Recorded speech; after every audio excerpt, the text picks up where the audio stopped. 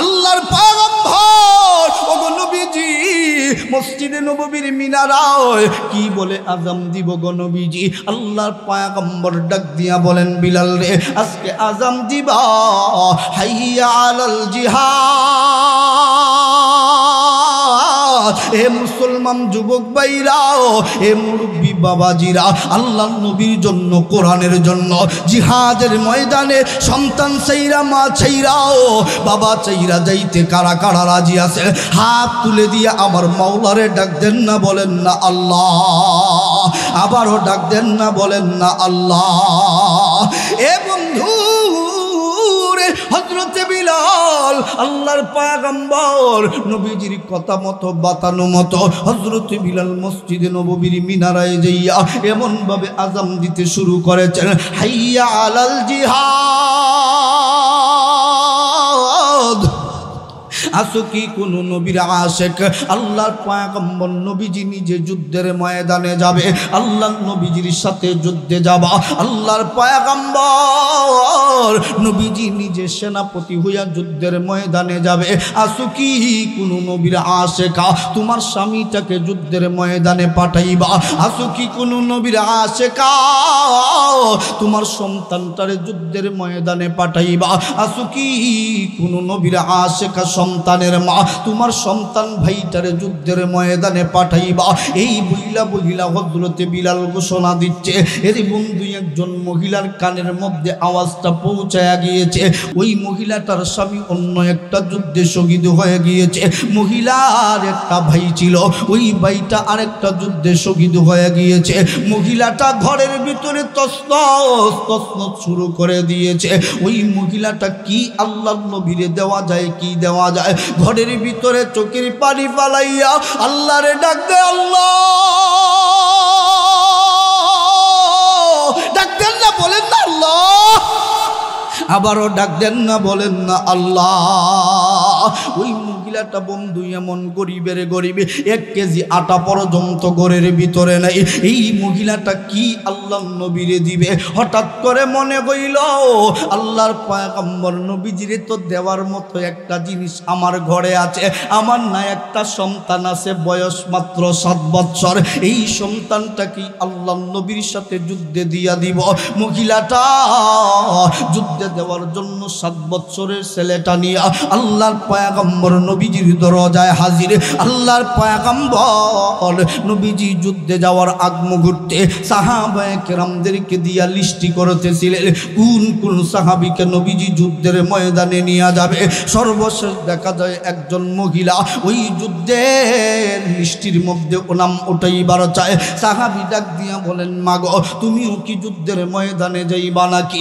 ও মা তোমার নাম যদি যুদ্ধের লিস্টির মধ্যে ওঠাইতে হয় আল্লাহর নবীর অনুমতি ছাড়া তোমার নাম ওঠানো যাবে না মহিলাটার অনুমতি নেওয়ার জন্য সাহাবী দৌড়াইয়া নবীজির কাছে হাজির ইয়া রাসূলুল্লাহ ইয়া হাবিবাল্লাহ নবী গো একজন মহিলা গো নবীজি আপনার সাথে যুদ্ধে যাইবার চায় আল্লাহর পয়গম্বর নবীজি ডাক দিয়া বলেন না না কোন মহিলাকে যুদ্ধের ময়দানে নিয়ে যাওয়া হবে না মহিলার কাছে আয়েশা যখন সাহাবী বলেন মাগো আল্লাহর পয়গম্বর নবীজি নিষেধ করে দিয়েছেন কোন মহিলাকে যুদ্ধের ময়দানে নিয়ে যাওয়া হবে না মহিলাটা চোখের পানি ফালায়া কান্না শুরু করে দিয়েছে হায় রে হায় রে হায় মহিলা না হইয়া যদি পুরুষ হইতাম আল্লাহর নবীজি কোনো প্রশ্নই করতেন না সাহাবীরে ডাক দিয়া বলেন ও সাহাবী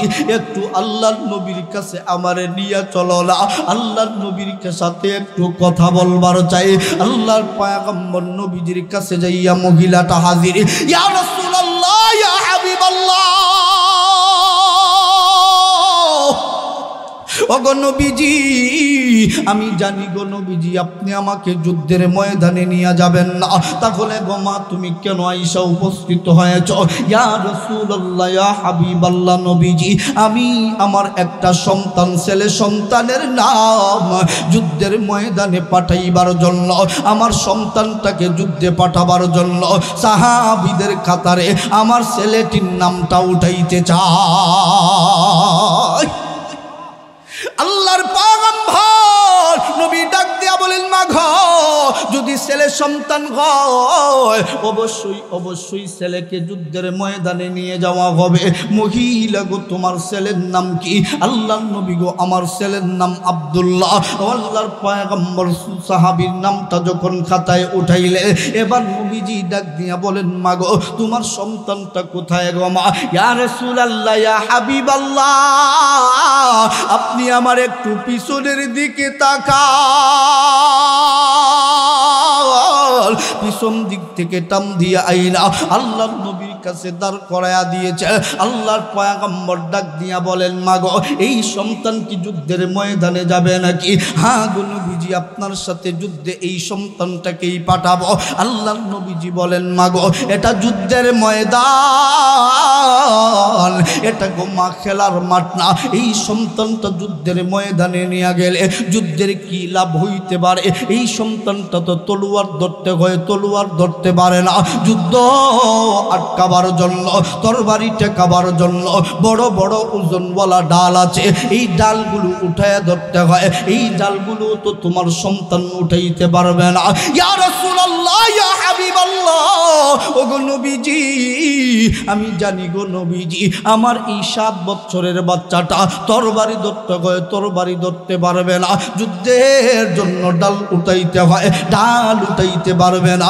কিন্তু গো নবীজি আমার ওই সন্তানটা ঢালও তো হইতে পারে। আল্লাহর পয়গম্বর ডাক দিয়া বলেন মা গো কি বুঝাইবার চাও গো মা?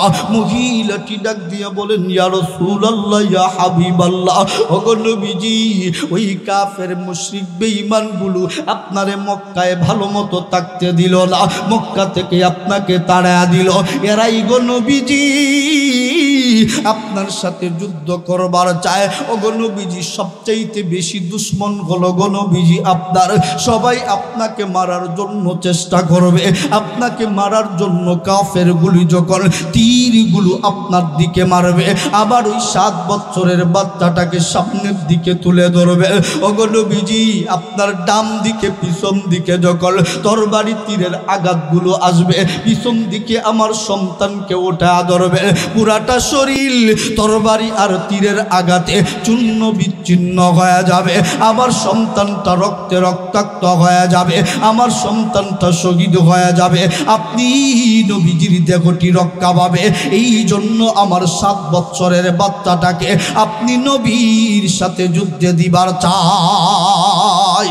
ও আল্লাহর পয়গম্বর আপনি না গো নবীজি বলেছেন নিজের সন্তানের চাইতে বেশি, নিজের মার চাইতে বেশি, বাবার চাইতে বেশি, স্বামীর চাইতে সন্তানের চাইতে বেশি আপনাকে ভালোবাসতে হবে। লা ইউমিনু আহাদুকুম হাত্তা আকুনা আহাব্বা ইলাইহি মিন ওয়ালিদিহি ওয়া ওয়ালাদিহি ওয়ান নাসি আজমাইন। আপনি না গো নবীজি বলেছেন আপনাকে দুনিয়ার সব কিছুর চাইতে বেশি আপনাকে ভালোবাসতে হবে। ইয়া রাসূলুল্লাহ ইয়া হাবিবাল্লাহ আল্লাহু আকবার। যদি গো নবীজি আমার সন্তানের চাইতে বেশি আপনাকে ভালো না বাসতে পারি তাইলে তোর গো নবীজি আমি ঈমানওয়ালিনী হইতে পারলাম না। এই জন্য গো নবীজি আমার 7 বছরের বাচ্চাটা আপনার সাথে যুদ্ধে দিবার চাই। ও গো নবীজি আমার যদি স্বামী থাকতো গো নবীজি আপনার সাথে আমার স্বামীটাকে যুদ্ধে পাঠায়া দিতাম, ভাই থাকলে ভাইটাকে যুদ্ধে পাঠায়া দিতাম। হে মুসলমান যুবক ভাই ওই মহিলার মতো যদি সন্তানকে আল্লাহর নবীর জন্য কুরবানি করতে হয় কারা কারা প্রস্তুত আছেন? যারা একবার ডাক দেন না বলেন না আল্লাহ। যারা কারা কারা প্রস্তুত আছেন ডাক দিয়া বলেন না আল্লাহ। আবারও ডাক দেন না বলেন না আল্লাহ। এ মুসলমান যুবক ভাইরা, এ বন্ধু দিলের কান লাগায় কথাগুলো শোনো। একটু সামনের দিকে আগাইলে মনে হয় ভালো হয়, কি বলেন? একটু সামনের দিকে আসেন, হাইটা হাইটা আসলে ভালো হবে। একটু সামনের দিকে আসেন, পিছনের মানুষের জায়গা হচ্ছে না, একটু সামনে আসেন। লিল্লাহে তাকবীর। আসেন সামনের দিকে আসেন, একটু সামনের দিকে আসলে মানুষেরও জায়গা হবে। আমি দেখতেছি অনেক মানুষ দাঁড়ায় আছে মজমার সৌন্দর্যতা রক্ষার্থে। ইনশাআল্লাহ আমরা একটু সামনের দিকে আগাবো ইনশাআল্লাহ। আল্লাহর নবীর সাহাবায়ে কেরাম যতটুকুনো ভালোবাসতেন এর চাইতে বেশি আমাদের ভালোবাসা সম্ভব না। ও মুসলমান, এখন দেখা যায় আশিকে রসুল বলে কিন্তু আল্লাহর নবীর বিরুদ্ধে কথা বলা হয়, তাদের রক্ত গরম হয় না। আল্লাহর নবীর বিরুদ্ধে যারা কথা বলার পরেও যাদের রক্ত গরম হয় না, তারা আশিকে রসুল হতে পারে না, তারা আশিকে রসুল হতে পারে না। আশিকে জিলাপি ছাড়া কি ছিল?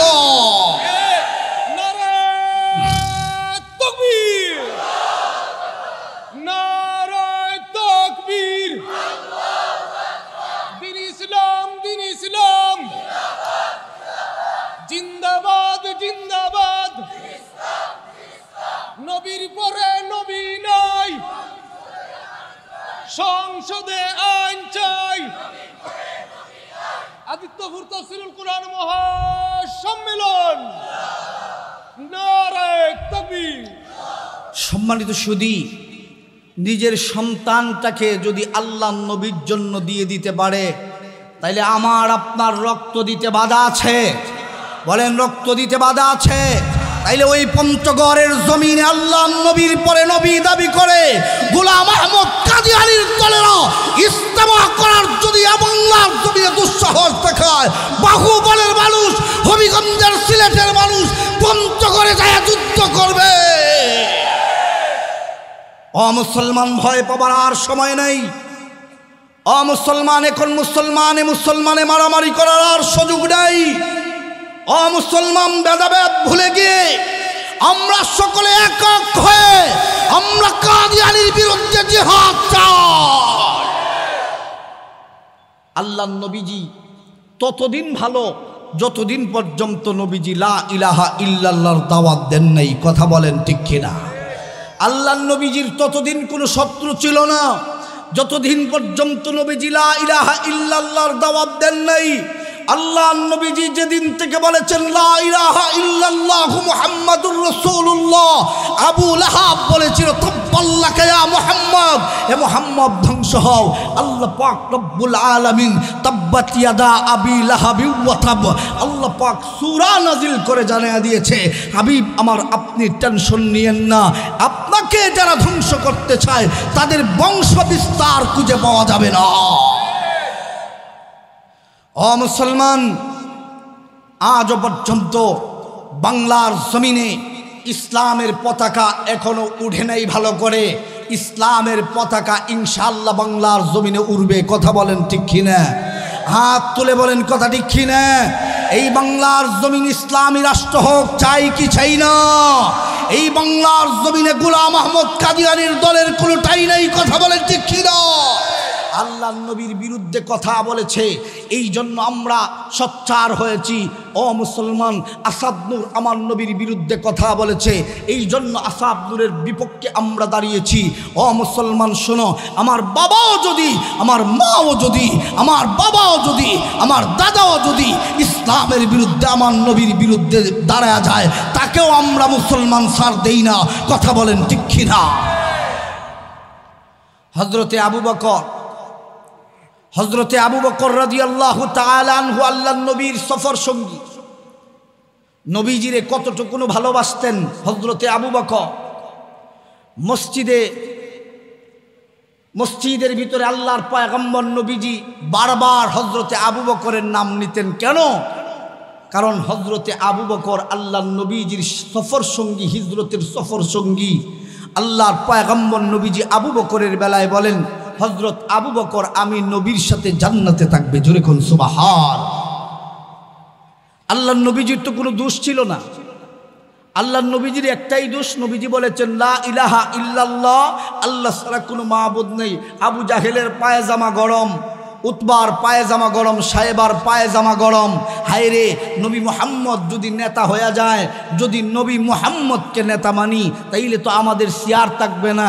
এখনও কিছু মানুষ আছে দেখা যায় গোলাম আহমদ কাদিয়ানির দলের সাথে তালে তাল মিলে চলতে চায়, আর বুঝাইতে চায় তাদের সাথ চাললে বোধহয় চেয়ার থাকবে না। ও মুসলমান শোনো, আবু বকর কাফেরদের সঙ্গ ছেড়ে দিয়েছে, উমর কাফেরদের সঙ্গ ছেড়ে দিয়েছে, কিয়ামত পর্যন্ত চেয়ার বহাল রয়েছে। ও মুসলমান, তোমরা যারা মনে করো গোলাম আহমদ কাদিয়ানির দলের সাথে তাল মিলে চললে চেয়ার থাকবে, বেশি দিন দূরে নয়, চেয়ার থাকবে না।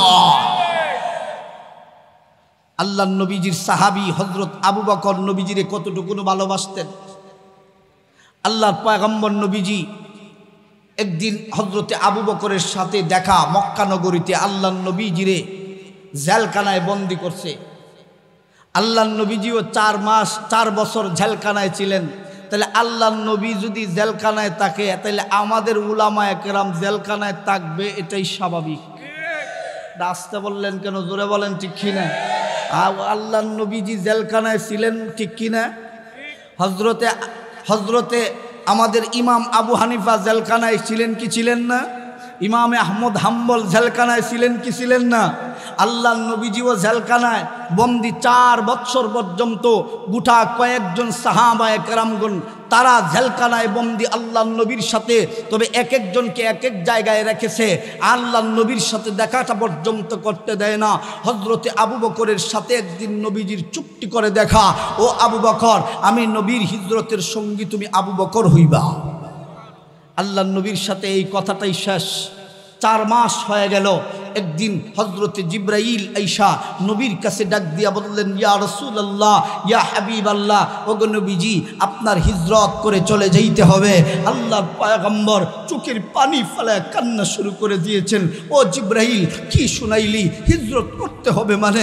কোথায় যাব রে জিবরাইল? এটা না আমার মায়ের দেশ, এটা না আমার বাবার দেশ, এখানে না আমি কত খেলা খেলেছি, ওখানে না আমার রক্ত ঘাম এখানে পড়ে আছে, ওখানে তো আমার বাবা পড়ে আছে, ওখানে তো আমার দাদা পড়ে আছে, ওখান ছেড়ে আমি কেমনে যাব?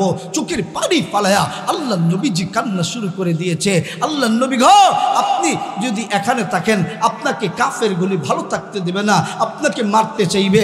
আল্লাহ নবী ডাক দিয়া বলেন, ওরে জিবরাইল, ওই কাফেরগুলো আমি নবীরে মারতে চাইবে কেন? আমি তো কাফেরগুলোকে, আমি তো মক্কাবাসীদেরকে কোনোদিন কষ্ট দেই নাই, মক্কাবাসীদেরকে আমি তো কোনোদিন দুঃখ ব্যথা দেই নাই, তারাই তো আমার মোহাব্বত করে নাম দিয়েছে আল আমিন, তারা আমি নবীরে মারতে চাইবে কেন? ওগো নবীজি, আপনি যেমন সরল সোজা নবী, তারা এত সরল সোজা মানুষ না গো নবীজি। আপনাকে চাইলেই তারা, আপনাকে যখন পাইবে তারা তখনই আপনাকে হত্যা করতে চাইবে। আবু জাহেলের পেটুয়া বাহিনী আল্লাহ নবীজির দরজার সামনে পাঠিয়ে দিয়েছে। আল্লাহ নবী রাত্রেবেলা আল্লাহর পয়গম্বর জিবরাইলের সাথে কথোপকথন। নবীজি বলেন, না না, এই মক্কাবাসীরা আমি নবীজিরে মারতেই পারে না, হইতেই পারে না। ওগো নবীজি, কান পাতায়া শুনুন, ওই কাফের বলি একটা তলোয়ার আরেকটা তলোয়ারের সাথে বাড়ি লাগায়, আপনাকে ভয় দেখায়। ওই কাফেরগুলো ওইভাবে ডাক দিয়া বলতেছিল, ও আব্দুল্লাহর বেটা মুহাম্মদ, শুধুমাত্র ঘর থেকে বাহির হ, তোকে হত্যা করা হবে। একবার চিল্লা বলেন নাউযুবিল্লাহ। মুসলমান ভাইরা রে আমার, আল্লাহর পয়গম্বর নবী রাহমাতুল লিল আলামিন নবীজিরে কাফেরগুলো বন্ধু ভালোবাসতো, কিন্তু আল্লাহর পয়গম্বর নবীজি যখন থেকে হক কথা বলা শুরু করেছে, আল্লাহর নবীজিকে জেলখানায় বন্দি করে দিয়েছে, আল্লাহর পয়গম্বর নবীজিকে নজরদারিতে রাখছে, আল্লাহর নবীজিকে দ্বীনের দাওয়াত দেয়া বন্ধ করে দিয়েছে। আল্লাহর পয়গম্বর নবীজির সাথে হযরতে আবু বকরের চুক্তি করে একদিন দেখা হয়ে গেল। হে আবু বকর, আমি নবীজির হিজরতের সফর সঙ্গী, তুমি আবু বকর হইবা। এই কথাটা বলার পরে হযরতে আবু বকরের সাথে 4 মাস হয়ে গেল, আর কোনোদিন দেখা নাই। আল্লাহর পয়গম্বর নবীজির কাছে হযরতে জিবরাইল আইসা হাজির। ইয়া রাসূলুল্লাহ, ইয়া হাবিবাল্লাহ, ওগো নবীজি, আপনাকে হিজরত করে মক্কা থেকে চলে যাইতে হবে। এ জিব্রাইল, মক্কা ছেড়ে কোথায় যাব রে জিব্রাইল? এটা তো আমার মায়ের দেশ, বাবার দেশ, এই জমিন চাইরা যাইতে মন চায় না। যেইভাবে জিব্রাইল নবীজিকে বোঝান না কেন, হযরতে জিব্রাইল বুঝতেই চান না। এক পর্যায়ে হযরতে জিব্রাইল বলেন, নবী গো, আপনি কাদের মায়ায় মক্কায় থাকতে চান? এই মক্কাবাসীরা গো নবীজি আপনাকে মারার জন্য ঘরের চারদিক দিয়া ঘেরাও করে রেখে দিয়েছে। আল্লাহর পয়গম্বর কত সরল সুজা আমার নবী ডাক দিয়া কয়, জিব্রাইল রে, ওরা তো আমার ভাই, আমার বন্ধু, আমার চাচা, আমার খালার তো ভাই, এরা কেন আমারে মারতে চাইবে? ও গো নবীজি, আপনি যেমন সরল সুজা নবী গো নবীজি, আর তারা কিন্তু এত সরল সুজা মানুষ না। আপনি বাহির হলেই গো নবীজি আপনাকে হত্যা করার চেষ্টা করা হবে। আল্লাহর পয়গম্বর এরপরেও বুঝতে চায় না। ইয়া রাসূলুল্লাহ, ইয়া হাবিবাল্লাহ, কানটারে একটু পাতায়া শুনেন গো নবীজি। ওই কাফেরগুলো একটা তলোয়ার আরেকটা তলোয়ারের সাথে বাড়ি লাগায় আর ডাক দিয়া কয়, আব্দুল্লাহর বেটা মুহাম্মদ, শুধুমাত্র বাহির গো ভিতরে কতল করা হবে। আল্লাহর পয়গম্বর নবীজি চোখের পানি ফালায় কান্দে, এ মক্কাবাসীরা, আমি তো তোদের ভালোর জন্যই কথা বলেছিলাম। এক আল্লাহ ছাড়া কোনো মাবুদ নেই, তোদেরকে জাহান্নাম থেকে বাঁচাবার জন্য কথা বলেছিলাম। কিন্তু ওই কাফেরগুলো তাদের ভালো বুঝে না। ওই কাফের মুশরিক বেঈমানগুলো আল্লাহ নবীজিকে মারার জন্য চারদিক থেকে বন্দী করে ফেললো। হযরতে জিব্রাইল এরপরেও নবীজিকে বুঝাইতে পারে না। আল্লাহর পয়গম্বর আমার আল্লাহ পাক একটা ঘোষণা দিয়া পাঠাইছেন, আপনি যদি আজকে মক্কা থেকে ভ্রমণ করেন তাহলে আমার আল্লাহ পাক বলেছেন আপনার উম্মতের নাজাতের ব্যবস্থা করে দিবে, ইসলামের বিজয়ী আমার আল্লাহ করে দিবে। আল্লাহর পয়গম্বর নবীজি জিব্রাইলকে ডাক দিয়া বলেন, জিব্রাইল, কার কথা শুনাইলি রে জিব্রাইল? আমার মায়ের দেশ, বাবার দেশ, হাজারো দেশ ছাড়তে পারি, আমার উম্মত আমি নবী ছাড়তে পারি না। জুরি জুরি চিল্লা বলেন সুবহানাল্লাহ। আল্লাহর পয়গম্বর নবী রাহমাতুল লিল আলামিন নবীজি আমার হুজরা মুবারক থেকে একটা চাদর পরিধান করে আল্লাহর পয়গম্বর নবীজি বাহির হয়ে গেলেন। কাফের মুশরিক বেঈমানগুলো আল্লাহ নবীজিকে চারদিক থেকে ঘিরাও করে ফেললো। আমার আল্লাহ ইশারা দিয়া ডাক দিয়া বলেন, হাবিব আমার, অল্প বালি হাতের মধ্যে না, ওই হাতের মধ্যে বালিকণা নিয়ে ছিটায় আমার আল্লাহ নবীজি বালিকণা ছিটায় মারতে দেরি হয় এটম বমের মতো কাফের মুশরিক বেঈমানদেরা কন্দ হইতে দেরি হয় না। আল্লাহ পয়গম্বর নবী রাহমাতুল লিল আলামিন নবীজি আমার মক্কা নগরীর থেকে দৌড়ানো শুরু করে দিয়েছে। আল্লাহর পয়গম্বর নবীজির সাথে 4 মাসের ভিতরে হযরতে আবু বকরের আর দেখা নাই। হযরতে আবু বকরের দরজার সামনে নবীজি দৌড়াইয়া দৌড়াইয়া কাফেরগুলো আল্লাহ নবীজির পিছনে পিছনে দৌড়ায়। হঠাৎ করে আল্লাহর পয়গম্বর রাতের বেলা আবু বকরের দরজায় যাইয়া আস্তে আস্তে টুকনি দেয়। আবু বকরের দরজায় আল্লাহ নবীজি টুকনিটা দিতে দেরি হয়। হযরতে আবু বকর দরজাটা খুলতে একটা সেকেন্ড দেরি করে নাই। আল্লাহ নবীজির সাহাবায়ে কেরামগণ কতটুকু ভালোবাসত। আল্লাহর পয়গম্বর নবী ডাক দিয়া বলেন, আবু বকর, আজকে কি রাতের বেলা ঘুমাও না? আমি নবীজি যে আসবো তুমি আবু বকর জানতা নাকি? ইয়া রাসূলুল্লাহ, ইয়া হাবিবাল্লাহ, আজকে যে গো নবীজি আপনি আসবেন তাও জানি না, কিন্তু গো নবীজি আপনি আসবেন এটা অবশ্যই আমার বিশ্বাস। আল্লাহর নবী কোনোদিন মিথ্যা কথা বলতে পারেন না। ইয়া রাসূলুল্লাহ, ইয়া হাবিবাল্লাহ, আজ থেকে 4 মাস পূর্বে গো নবীজি আপনি বলেছিলেন আপনার হিজরতের সফর সঙ্গী আমি আবু বকর হব। এই 4 মাসের ভিতরে গো নবীজি একটা সেকেন্ডের জন্য রাতের বেলা বিছানায় কোনোদিন আমি পিঠ লাগাই নাই। আল্লাহর নবীজির নবীর সাহাবাইরে কেমন ভালোবাসতো। আল্লাহর পয়গম্বর নবী ডাক দিয়া বলেন, আবু বকর রে সময় নাই রে আবু বকর, সময় নেই, তাড়াতাড়ি চলো রে আবু বকর, তাড়াতাড়ি চলো, মক্কা নগরী সেইরা চইলা যাইতে হবে। ওই কাফের মুশরিক বেঈমানগুলো আবু জাহেলের পেটুয়া বাগিনী আমার পিছনে তাড়া করছে। হযরতে আবু বকর বলেন, নবী গো এই 4 মাস যাবত গো নবীজি আমি রেডি হয়ে আছি।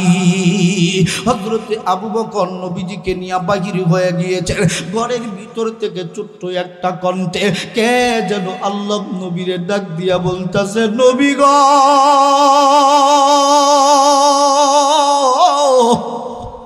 ছোট্ট একটা কণ্ঠে নবী নবী বইলা চোখের পানি ফালায় কামতেছে।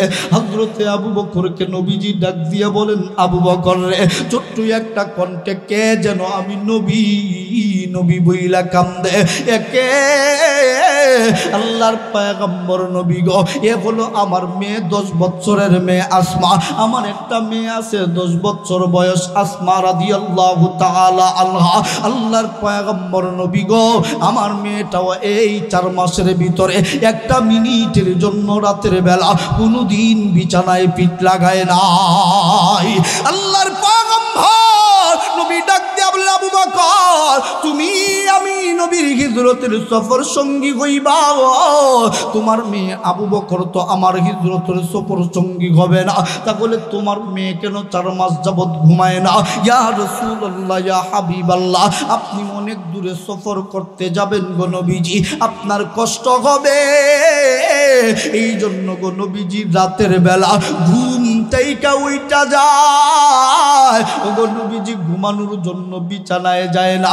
আপনি হিজরত করে কষ্ট করে কত দূর জানি যাবেন ও গো নবীজি, এই জন্য পুরাটা রাত্র রুটি আর গোশত বানায়া বানায়া পুরাটা রাত পার কইরা দেয়।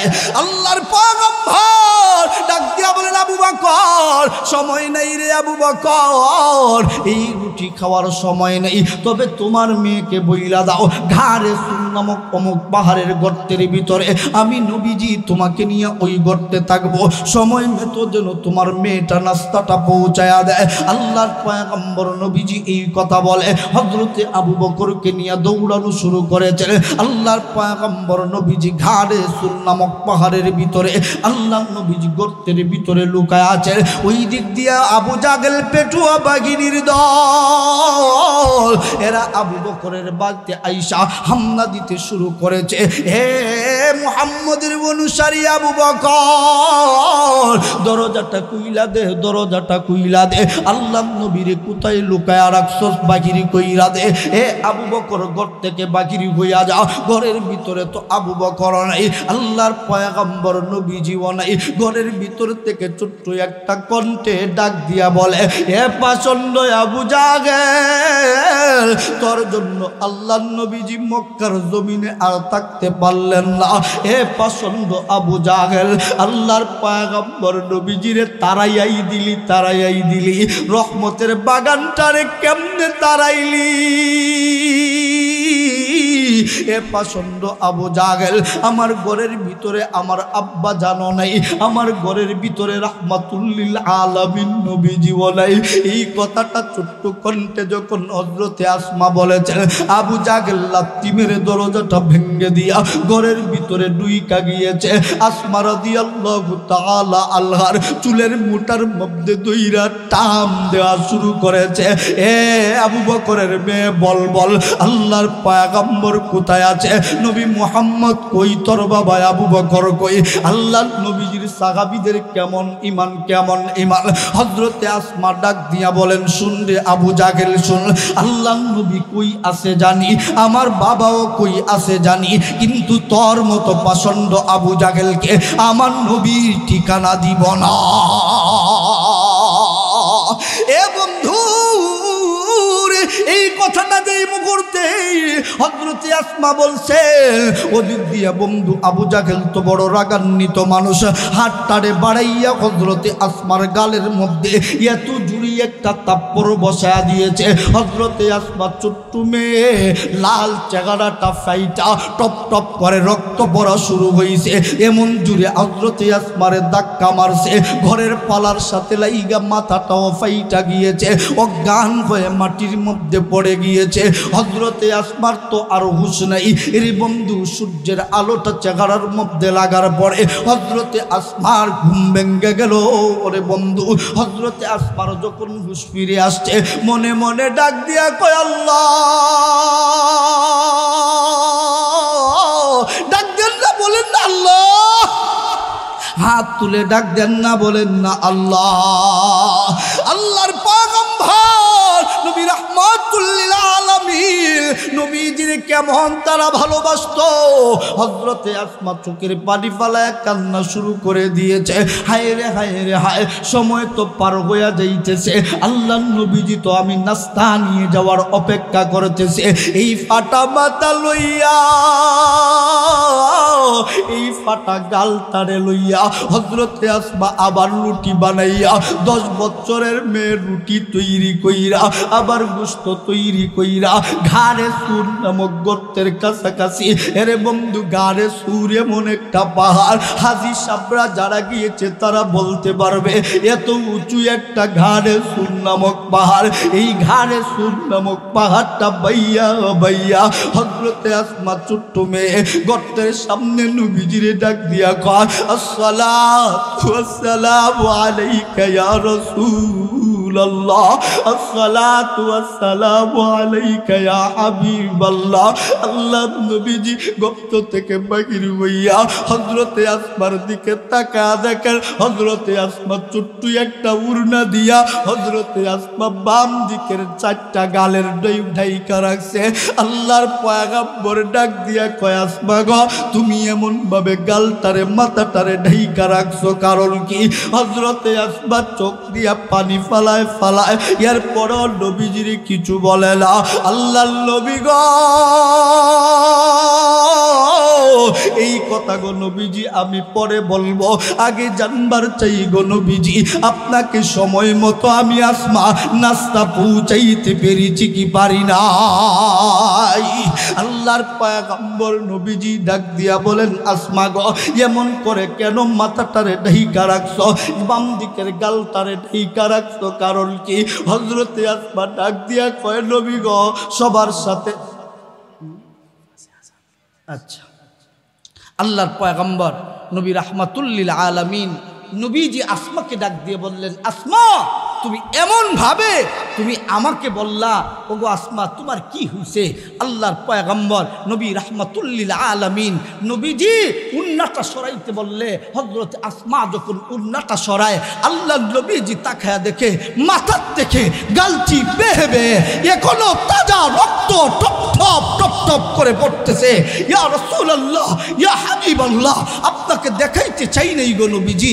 আল্লাহর নবীজি যখন এমন অবস্থা দেখেছে, আল্লাহর পয়গম্বর চোখের পানি টপ টপ টপ টপ করে ফেলতে আরম্ভ করে দিয়েছে। ও আসমা, এটা কেমন করে হলো? ইয়া রাসূলুল্লাহ, আবু জাহেল আমার ঘরের ভিতরে ঢুকে গিয়েছিল, আমাকে আবু জাহেল অত্যাচার শুরু করে দিয়েছিল। ওগো নবীজি, ওই আবু জাহেল আমাকে যে মারছে, ওই মারগুলোর দাগ গো নবীজি, এই জন্য আমি আসমার শরীর থেকে রক্ত পড়তেছে। ও আসমা, কেন আবু জাহেল তোমাকে মারলো? ওগো নবীজি, আপনার ঠিকানা আমার কাছে চাইছে, আমার জীবন থাকতে আপনার ঠিকানা দিব হইতে পারে না। ওই পাষণ্ড আবু জাহেল আপনার কোনো ক্ষতি করবে, এটা আমি আসমা মানতে পারি না, এই জন্য আপনার ঠিকানা বলি নাই, আমি মার খাইছি। ওগো নবীজি, আপনার জন্য যদি জীবন দিতে হয় জীবন দিতে পারতাম, আপনার ক্ষতি হতে দিতাম না। ও মুসলমান, লম্বা কথা, আমি আর আলোচনা লম্বা করব না, কারণ 5 পর্যন্ত কথা ছিল, 6 হয়ে গেছে গা, আমি আর আলোচনা লম্বা করলাম না। এটা হলো আমার এলাকা, আমার বাহুবল এরিয়া, আমার এর ভিতরে আমরা 4টা গ্রাম, এক আদিত্যপুর, মর্দিলং, আবদা কামাল, পশ্চিম আবদা কামাল, আমরা এক আমাকে তারা মোহাব্বত করে দাওয়াত দিয়েছে এই মাহফিল করার জন্য। আজকে 2টা মাহফিল অলরেডি বাদ দিয়ে দিয়েছি, কারণ আমার এলাকার মানুষ যদি আমাকে না পায় তাহলে হইল কেমনে? কথা বলেন ঠিক কি না?